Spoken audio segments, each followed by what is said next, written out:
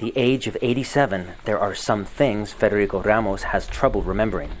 But there's one thing he's unable to forget. I didn't feel anything while I was being injected, but afterwards, the symptoms of the disease appeared, like painful urination with pus and blood. That was in the late 1940s when American doctors came to Guatemala to infect people with sexually transmitted diseases in order to test the effects of penicillin. Orphans, prisoners, psychiatric patients, and conscripted soldiers like Ramos were among those selected for the experiments. They didn't tell me anything about what it was for. They just injected me. When you don't have all the information, you think that maybe it's helpful for the body. Like Federico and his family, most people affected by the medical experiments live in poverty.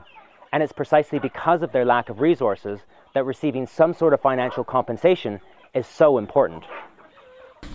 U.S. President Barack Obama apologized for the medical experiments after documents surfaced in 2010.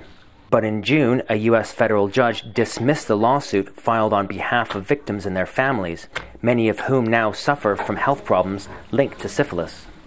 The United States had asserted sovereign immunity, saying that the plaintiffs could not sue the government in this case. The dismissal was based on the fact very much that it took place on foreign soil. So here we are over 70 years later, and that decision to hide what they were doing in an effort to get away with it is paying off.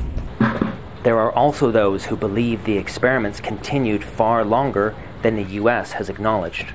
Carlos Talon says his brother Victor was infected with syphilis numerous times while interned at a psychiatric hospital between 1966 and 1979. The scars are the result of removing pieces of skin and placing the infected skin in its place, like they did years ago. There are no records of any experiments taking place in Guatemala after 1953. But Carlos says there are no other explanations for the appearance of his brother's injury, which includes a wound that won't heal. Whether it's physical or emotional pain they continue to endure, Guatemalans affected by the medical experiments say financial compensation will help them to heal.